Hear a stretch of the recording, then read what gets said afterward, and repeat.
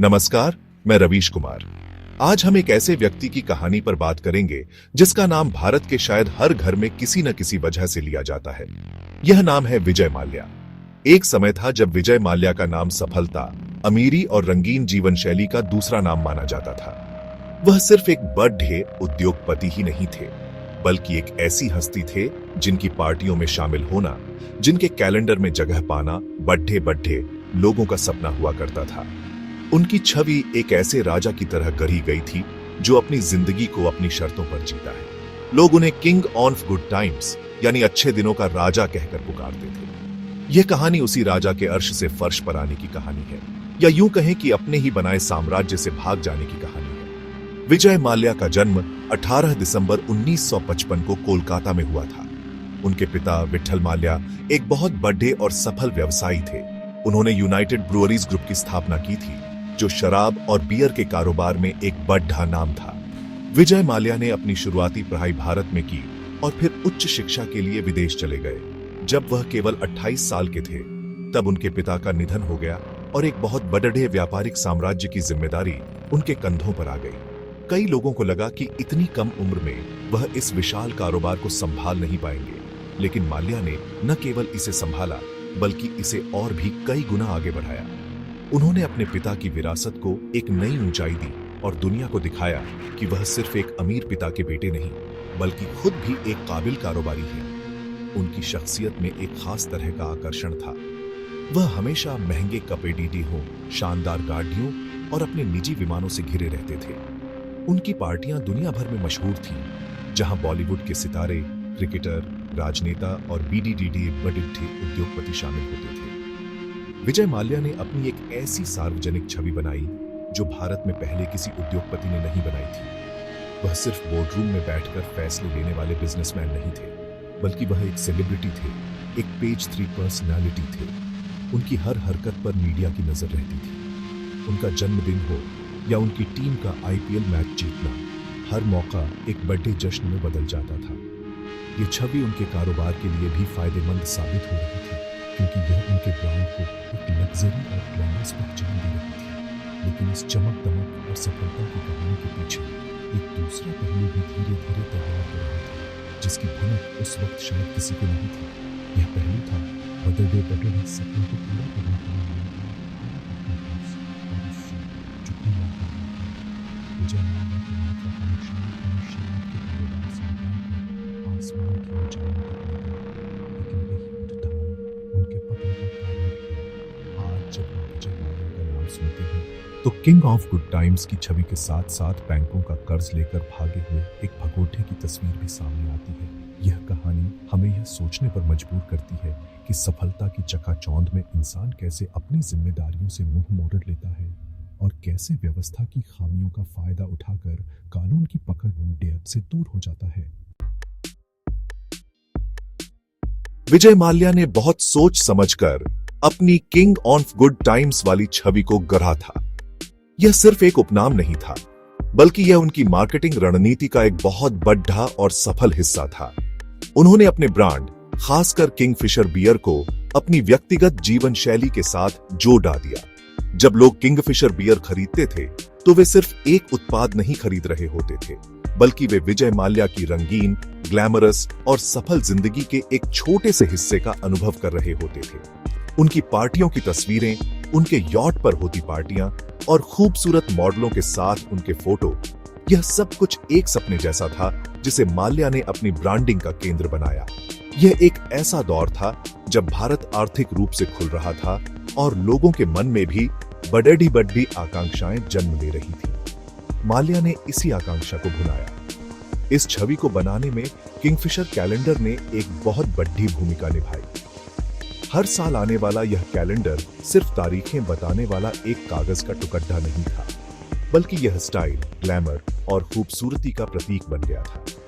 देश की सबसे खूबसूरत मॉडल्स दुनिया की सबसे एक्सोटिक लोकेशंस पर शूट किए गए इस कैलेंडर का हिस्सा बनना चाहती थी। यह कैलेंडर उन लोगों के घरों की दीवारों पर भी पहुंच गया जो शायद कभी किंगफिशर के उत्पाद नहीं खरीदते थे, लेकिन वे उस जीवन शैली से प्रभावित थे। माल्या ने खुद को एक ऐसे व्यक्ति के रूप में प्रस्तुत किया जो जीवन का भरपूर आनंद लेना जानता है। वह फॉर्मूला वन रेसिंग टीम के मालिक बने। उन्होंने आईपीएल में रॉयल चैलेंजर्स बैंगलोर टीम खरीदी और हर उस जगह अपनी मौजूदगी दर्ज कराई जहां ग्लैमर और पैसा था। उनकी यह छवि सिर्फ पार्टियों और कैलेंडर तक ही सीमित नहीं थी। वह राज्यसभा के सदस्य भी बने, जिससे उन्हें राजनीतिक गलियारों में भी एक ताकतवर पहचान मिली। एक तरफ वह ग्लैमर की दुनिया के बादशाह थे, तो दूसरी तरफ वह देश की नीति निर्माण प्रक्रिया का भी हिस्सा थे।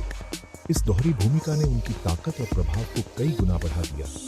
लोग उन्हें सिर्फ एक अमीर आदमी नहीं, बल्कि एक प्रभावशाली व्यक्ति के रूप में देखने लगे। उनकी पहुंच हर जगह थी, चाहे वह बॉलीवुड हो, क्रिकेट हो या फिर राजनीति। उन्होंने अपनी इस पहुंच का इस्तेमाल अपने व्यापारिक हितों को साधने के लिए भी किया। उनकी किंग ऑफ गुड टाइम्स की छवि ने उन्हें एक ऐसा आवरण प्रदान किया जिसके पीछे उनके व्यापारिक फैसलों और वित्तीय लेन देन पर आसानी से किसी की नजर नहीं जाती। यह समझना महत्वपूर्ण है कि यह छवि केवल दिखावा नहीं थी, ये एक बहुत ही सोची समझी व्यावसायिक रणनीति थी। माल्या यह जानता था कि भारत जैसे देश में जहां लोग मशहूर हस्तियां और उनकी जीवन शैली से बहुत प्रभावित होते हैं, वहां अपनी एक सेलिब्रिटी जैसी छवि बनाना उनके ब्रांड के लिए कितना फायदेमंद हो सकता है। उन्होंने खुद को अपना सबसे बड़ा स्थापित किया। जब भी कोई विजय माल्या के बारे में सोचता है तो उसके दिमाग में किंग फिशर का नाम आता है, और जब भी किंग फिशर के बारे में सोचता है तो उसे विजय माल्या की शानदार जिंदगी याद आता है। यह एक ऐसा चक्र था जिसे माल्या ने प्रभावशाली से चलाया और सालों तक इसका परिणाम रहा। इसी छवि के बल पर उन्होंने बैंकों से भी आसानी से बड़े कर्ज हासिल किए।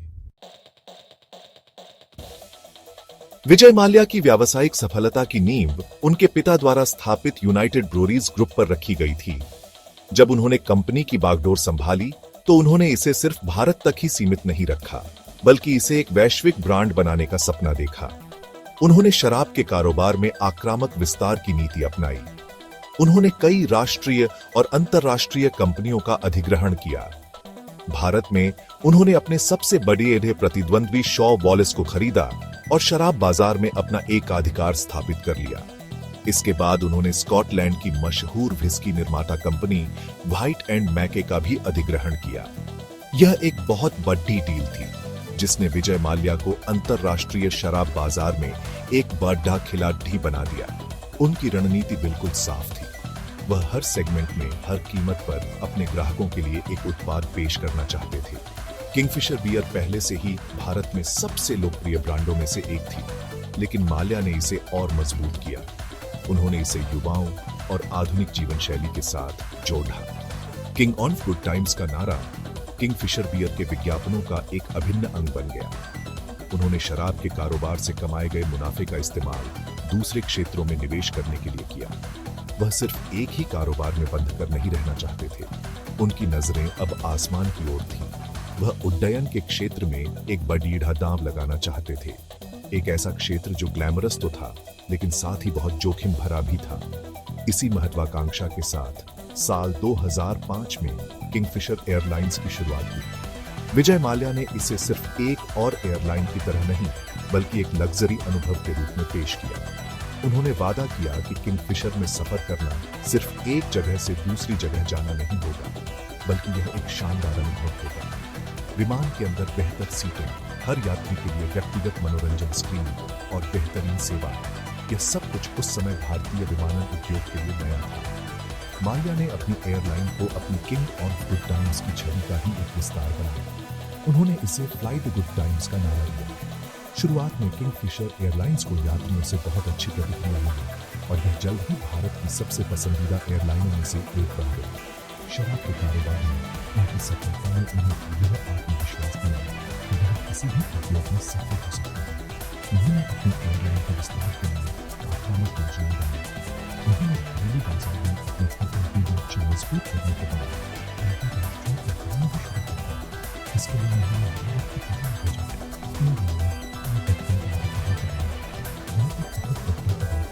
जिसने किंगफिशर एयरलाइंस को भारत की सबसे बड़ी एयरलाइन से सब कुछ बहुत शानदार लग रहा था। विजय माल्या का साम्राज्य जमीन से लेकर आसमान तक फैला हुआ था, लेकिन इस तेज विस्तार और ग्लैमर के पीछे एयरलाइन का घाटा लगातार बढ़ता जा रहा था। जिसकी भरपाई के लिए बैंकों से भारी कर्ज लिया जा रहा था। किंगफिशर एयरलाइंस विजय माल्या का सबसे बड़ेढ़ा और सबसे महंगा सपना था। उन्होंने इसे दुनिया की सबसे अच्छी एयरलाइन बनाने का लक्ष्य रखा था, लेकिन इस सपने को हकीकत में बदलने की कीमत बहुत भारी पीडीडीएच रही थी। विमानन उद्योग एक ऐसा उद्योग है जिसमें मुनाफा कमाना बहुत मुश्किल होता है। इसमें ईंधन की कीमतों, सरकारी नीतियों और प्रतिस्पर्धा का बहुत बड़ा असर पीडीडी रहता है। माल्या ने अपनी एयरलाइन को एक प्रीमियम सेवा के रूप में स्थापित किया, जिसका मतलब था कि उनके संचालन का खर्च दूसरी एयरलाइनों की तुलना में बहुत अधिक था। यात्रियों को बेहतरीन अनुभव देने के चक्कर में कंपनी लगातार घाटे में चल रही थी। शुरुआत में इस घाटे की भरपाई उनके शराब के कारोबार से होने वाले मुनाफे और बैंकों से लिए गए कर्ज से की जा रही थी। समस्या तब और बढ़ गई जब 2008 में वैश्विक आर्थिक मंदी आई।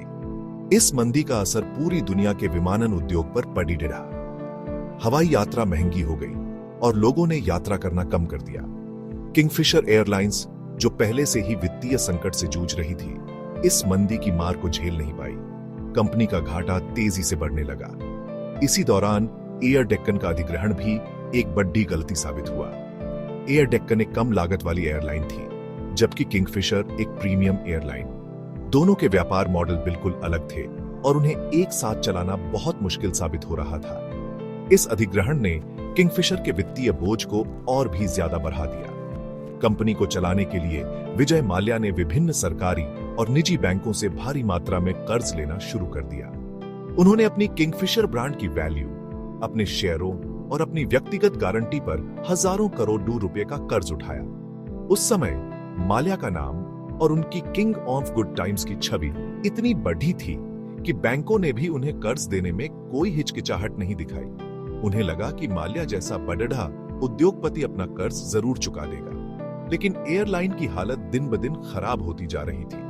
कंपनी अपने कर्मचारियों को समय पर वेतन नहीं दे पा रही थी, हवाई अड्डों का बकाया नहीं चुका पा रही थी और तेल कंपनियों का भुगतान भी रोक दिया गया था। अक्टूबर 2012 में किंगफिशर एयरलाइंस ने अपनी उड़ानें पूरी तरह से बंद कर दी। हजारों कर्मचारी बेरोजगार हो गए। हवाई अड्डों पर किंगफिशर के विमान धूल फेंकने लगे। जो एयरलाइन कभी भारतीय आसमान की शान हुआ करती थी, वह अब एक बड़े वित्तीय संकट का प्रतीक बन गई थी। विजय माल्या का सबसे महत्वाकांक्षी सपना एक बुरे सपने में बदल चुका था।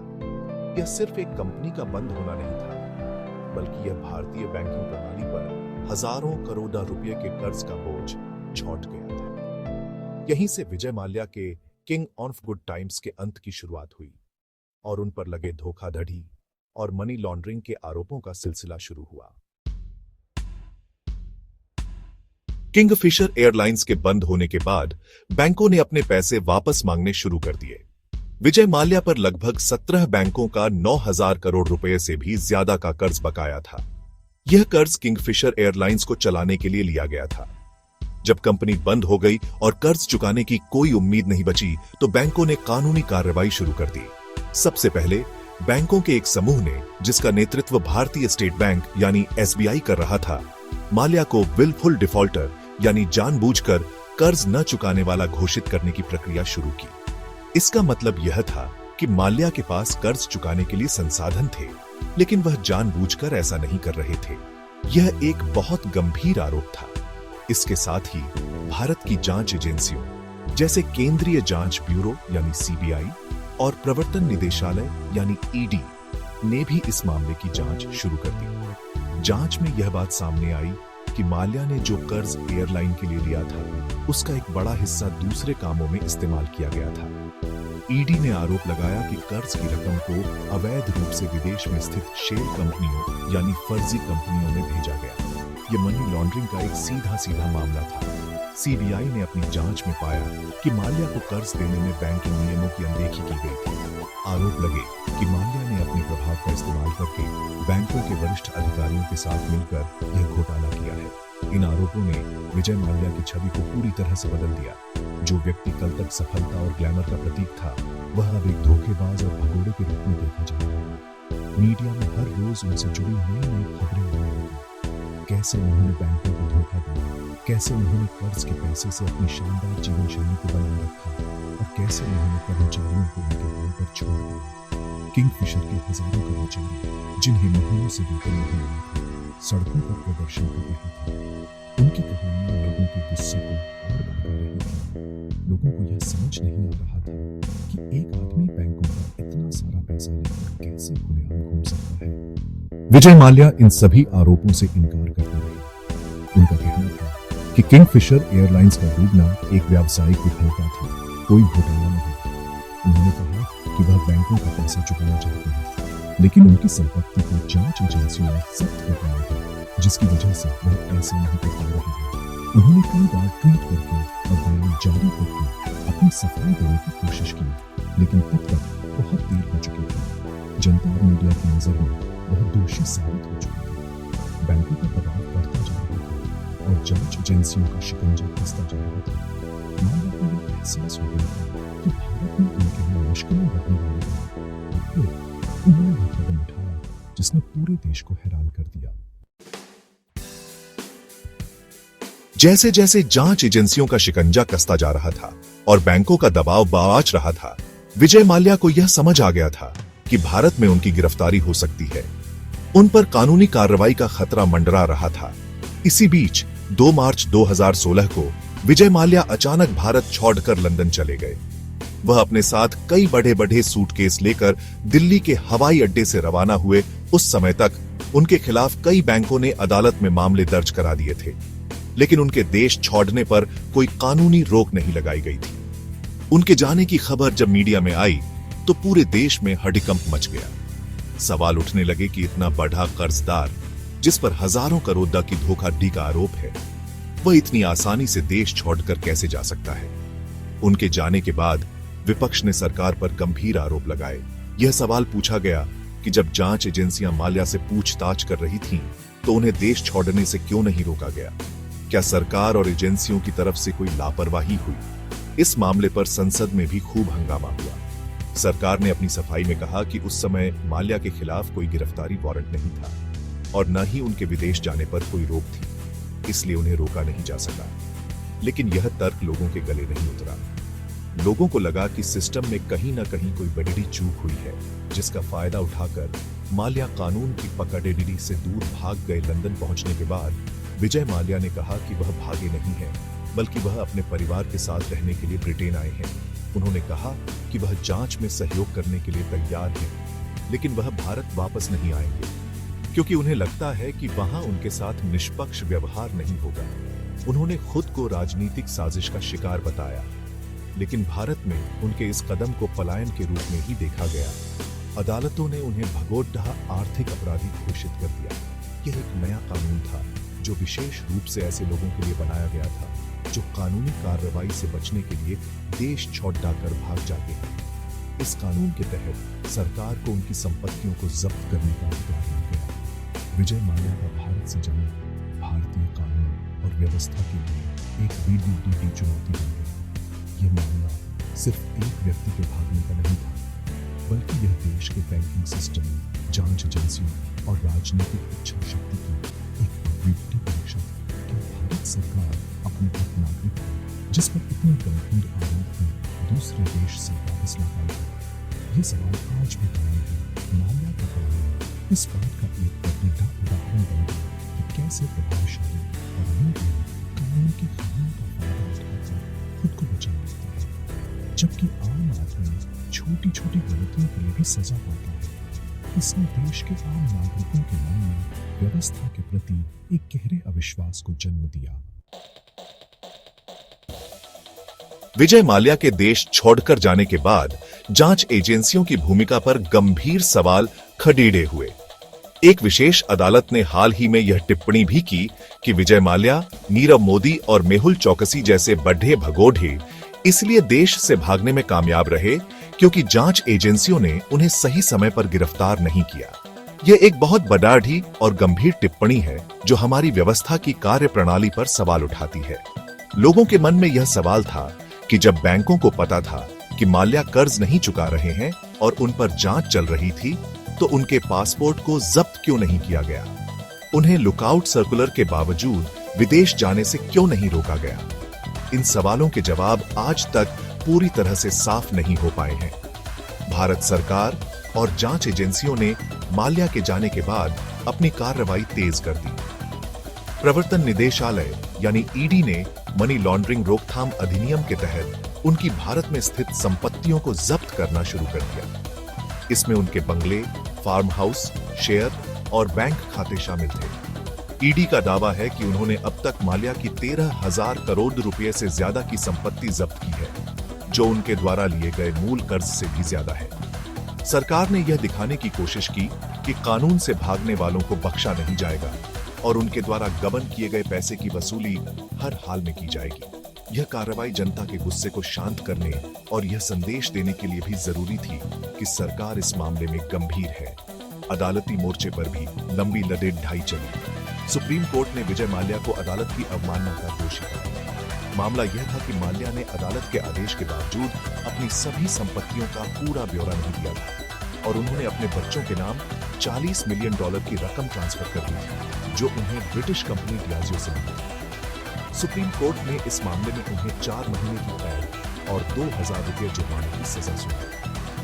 अदालत ने यह भी आदेश दिया कि वह $40 मिलियन की रकम ब्याज सहित सुप्रीम कोर्ट की रजिस्ट्री में जमा कराए, अन्यथा उनकी ओर संपत्तियां जब्त कर ली जाएंगी। यह फैसला एक बड़ेढा संदेश था कि देश की सर्वोच्च अदालत से जानकारी छिपाने के परिणाम गंभीर हो सकते हैं। हालांकि यह सजा और संपत्ति की जब्ती की कार्रवाई तभी पूरी तरह से अमल में आ सकती है जब विजय माल्या भारत वापस आए। इसलिए भारत सरकार के लिए सबसे बड़ी चुनौती उन्हें ब्रिटेन से प्रत्यर्पित करने पर भारत लाना है।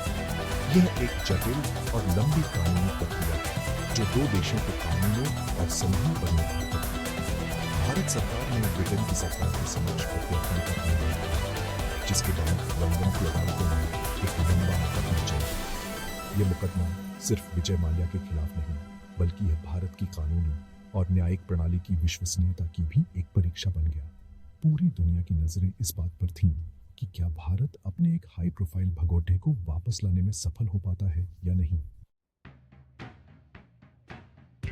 विजय माल्या को भारत वापस लाने की कानूनी LDD हाई लंदन की अदालतों में कई सालों तक चली। भारत सरकार ने ब्रिटेन की अदालत में यह साबित करने की कोशिश की कि माल्या के खिलाफ भारत में जो आरोप हैं वे इतने गंभीर हैं कि उन पर मुकदमा चलाने के लिए उन्हें भारत भेजा जाना चाहिए। सीबीआई और ईडी ने अदालत के सामने धोखाधड़ी, मनी लॉन्ड्रिंग और साजिश के सबूत पेश किए। उन्होंने यह भी बताया कि कैसे किंगफिशर एयरलाइंस के लिए गए कर्ज को गलत तरीके से दूसरी जगहों पर इस्तेमाल किया गया। भारत सरकार की तरफ से यह भी आश्वासन दिया गया कि अगर माल्या को भारत भेजा जाता है तो उन्हें मुंबई की आर्थर रोड जेल में एक सुरक्षित सेल में रखा जाएगा और उनके मानवाधिकारों का पूरा ध्यान रखा जाएगा। दूसरी तरफ विजय माल्या के वकीलों ने प्रत्यर्पण का पुरजोर विरोध किया।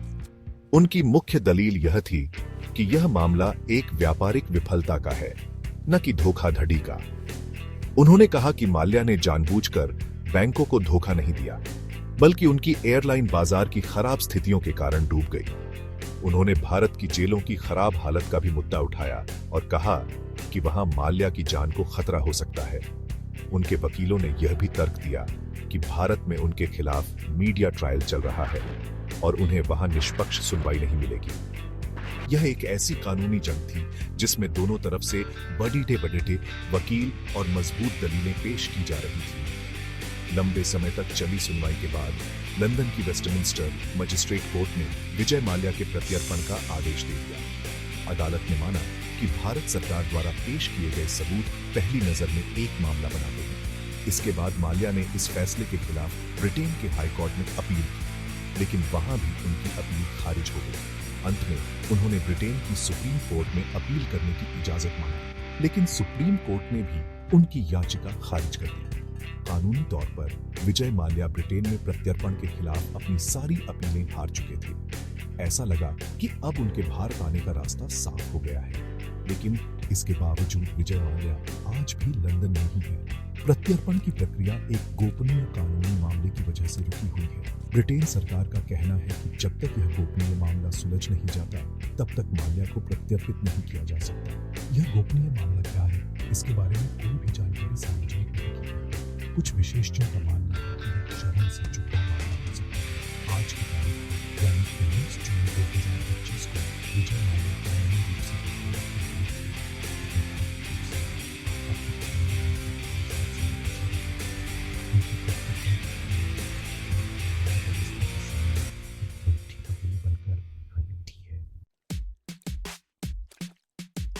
विजय माल्या की कहानी सिर्फ एक व्यक्ति के उत्थान और पतन की कहानी नहीं है, बल्कि यह हमारे पूरे सिस्टम के लिए एक आईना है।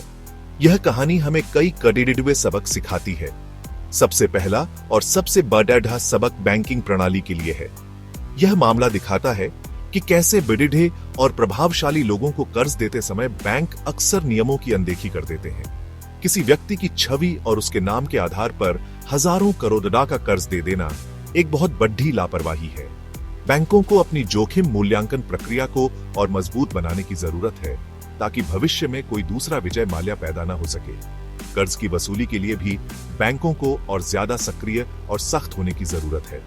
दूसरा सबक हमारी जांच एजेंसियों और नियामक संस्थाओं के लिए है।